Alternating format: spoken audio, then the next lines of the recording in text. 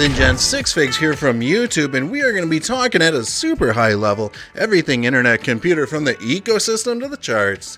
Let's get into this. Welcome back to the channel, everyone. If you guys could please do me a huge favor and really help get this video heard by all these new people that are looking at internet computer, you guys could just do me a favor, just smash the like button, subscribe, leave a comment of what you think the internet computer price is going to be at the end of the year. I want to hear from you. I want to see how bullish or bearish you guys are.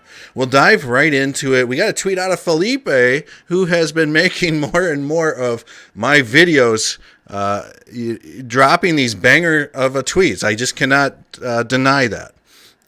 While the IC is current metaverse leader in cryptography, today we have a problem. Meta has blocked the Oculus browser from accessing internet computers' decentralized metaverse. Now, I actually have experience using the Oculus in the ICP metaverse or within some dApps. I will link to the end screens one of those videos. It was an awesome experience, so I was like crushed to see this because the Oculus VR headset is crazy sick. I love it. I don't love Facebook. I don't love Meta. Meta and Dfinity have a lawsuit that they are both involved with. Dfinity is suing Meta because Meta cannot use the Infinity logo in their logo. Dfinity has all the rights to it through trademarks and things like that. So I don't know if that has anything to do with it. I doubt it does. It is what it is. I ended up making a couple ICP on a bet via Sears Network. I voted for Ecuador in the World Cup. It looks like they pulled it off, so I checked to see if my ICP was in my wallet, and sure enough, it was. But I think that we are not showing Sears enough love. It's this Twitter-esque dApp or application that allows, market predictions, betting, things like that. So super bullish on Sears. I love what you guys are doing. Love the new logo, by the way. Love it. You guys do your own research. I'm not here to endorse anything or anything like that. Know the laws in your area before you partake in betting, things like that. Just simple stuff I got to say. But it is what it is. We are seeing this tweet out of Andrew here, and he is saying that internet computer is like number one. Duh. We all know that, right? When it comes to the number of GitHub repos, it's number one as well. So with that said, we're seeing a lot of bigger channels like Coin98, which is affiliated to Alameda Research and Sam Bankman and FTX and all these terrible people. And what they are doing is it seems like Alameda, SBF, FTX, they're all still operating these media arms and outlets right now, even though FTX is completely shot up. Like it's been through some sort of nuclear war. But what we're seeing is that they are leaving out, they'll post a chart just like this, and they will leave out the internet computer intentionally. It's just super bizarre. But, we've got Solana here, Avalanche, really, they're not even competitors. And how many of you guys know that Near was heavily invested in by like FTX, Alameda, Sam Bankman. It just was. We've seen Polkadot, folks. Polkadot CEO just resigned not too long ago. Pretty crazy stuff, to say the least. We did get a tweet out of the one and only Dominic Williams, folks, and he says, I'm hoping we can agree to make a blockchain industry's language less confusing. Vitalik Charles, this guy who is the Solana co-founder. And I do think that Dominic has a point when it comes to a lot of people that are hardcore into like decentralization. We are seeing the industry just kind of paint up and label their project as decentralized, that it's on-chain, all this stuff. But the sad fact of the matter is there's very few crypto projects out there that are truly 100% on chain. That's what makes the internet computer 100% unique from Solana. It's 100% unique from Avalanche, things like that. They don't store anything on Web 2. It's everything can be done on chain. So it's interesting to see how other projects market themselves. And that's exactly what Dominic is getting at. Really, because when you see something like this, it says discover the hottest projects on Solana. This is kind of giving the impression that, hey, this is all on the Solana network. It's all on Amazon Web Services or Google Cloud.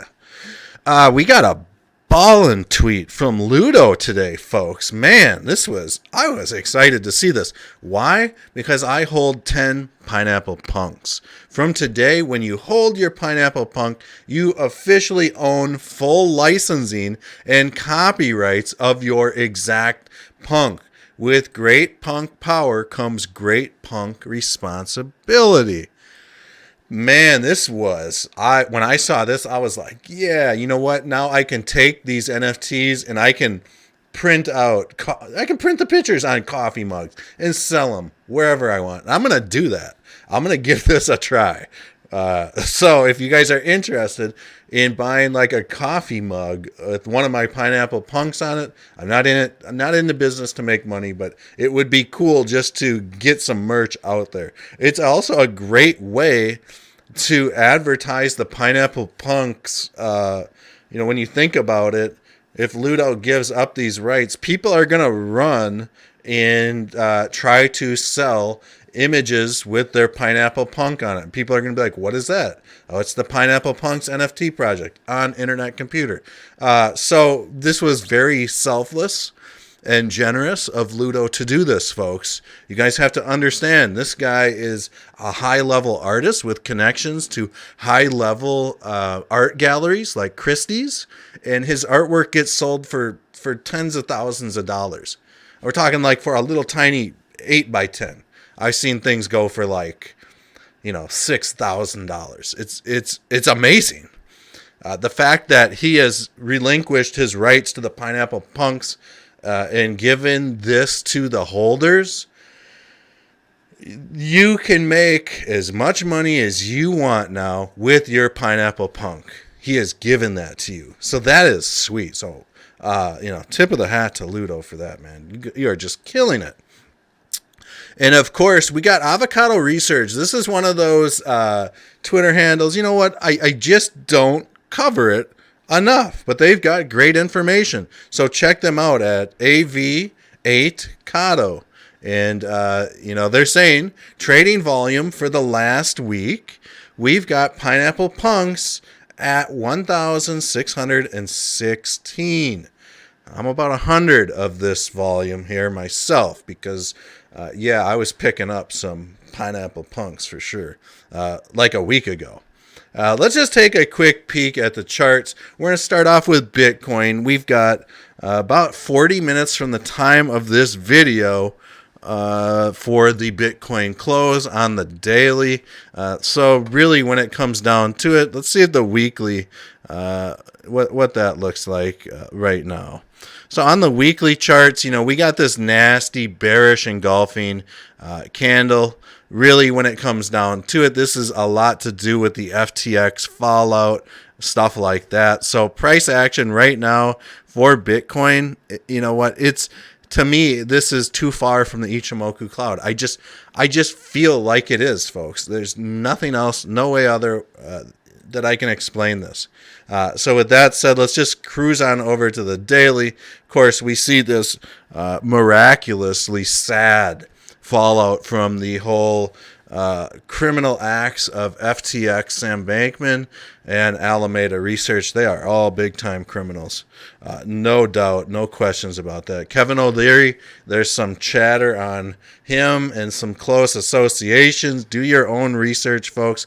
You know what? I'm not sure, what's going on there. So I'm not going to throw him under the bus until I can get some information presented to me.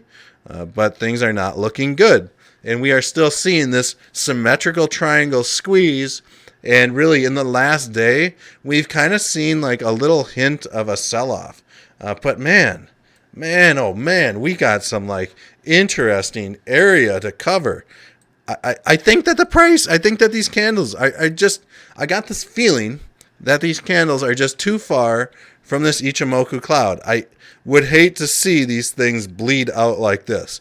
I can tell you guys one thing. This is going to be for at least the people celebrating Thanksgiving in the United States. This is going to be probably one of like the craziest Thanksgivings that you're ever going to be a part of for these people in the United States. Because what happens here in America is people like to fight like cats and dogs when it comes to finance at Thanksgiving. And all these degens out there that last Thanksgiving were absolutely showing everybody up with their all-time high portfolios have now been wrecked. And perhaps at that time, they got a bunch of other people into crypto and things like that. So that's why I'm saying this is going to get real buck wild. But nonetheless, this is just one of those examples, where we just have to be careful. We have to tread lightly. People have asked me, well, how much lower can this go? Well, I don't know. I'm not the, I'm not the guy that can just rub the magic genie bottle and find that out. But we can see that 15,518 is going to be a key level of support for Bitcoin, right? This is the 127. We've come down to this level before and respected it. We have respected it hard. So with that said, I do think there is a chance, folks, that we could see some sort of Elliott wave theory momentum in Bitcoin to the downside, either to this 127, 141, or the 161.8. So when people are talking about the potential for that 10K Bitcoin, you know what? It's possible. But I think we're going to get stuck a little bit above it, right around 12.8, 13, somewhere in there. I hope I'm wrong. And this is just a bearish scenario, but this would be a nice ABC. It would be a nice ABC corrective wave. I'm hoping that doesn't happen. I'm hoping that we can get some momentum to the upside like this. Off to ICP. I blabbed on long enough about Bitcoin. So here we are. ICP, folks, is really in this crazy spinning top formation. You can see the bulls and the bears are pulling at the price in this heated battle. We're seeing lows as low as $3.63. We're seeing highs as high as $4.05 today alone. So this is a good indication that we're about to see the markets go one way or the other. I think people are waiting to see what Bitcoin does, things like that. Let's just look at the ICP on the weekly chart, and then we'll go in and look at this at like a super high level within like the hourly. So here's the weekly. And I've said this before, folks.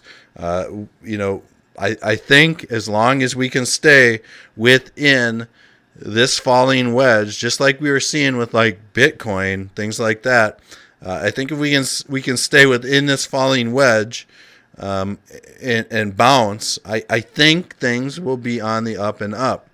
But if we break this falling wedge at this moment, we will see internet computer continue to go down. And we might see it head on all the way down to the 161.8 at the $2-ish level. That is a possibility. Let's look at ICP on the 1 hour chart. And I'm hoping that doesn't happen because I'm super bullish on ICP. We can see that in the last few hours, we got a nice little ABC corrective wave. Price, in my opinion, too far away from this Ichimoku cloud. So I think that we'll see maybe a little bit of a bounce here, hopefully. But just know, if you see this thing trading below like $3.40, maybe $3.38, we have broken that lower falling wedge that I was just telling you about. So I hope you guys enjoyed this quickie on ICP, the ecosystem, everything that's going on. We'll do some more coverage of ICP continued on Tuesday, and maybe we'll throw down some ecosystem videos, dApp specific videos that you can check out. So I love you all, and we'll see you guys all in the next video. Ooh.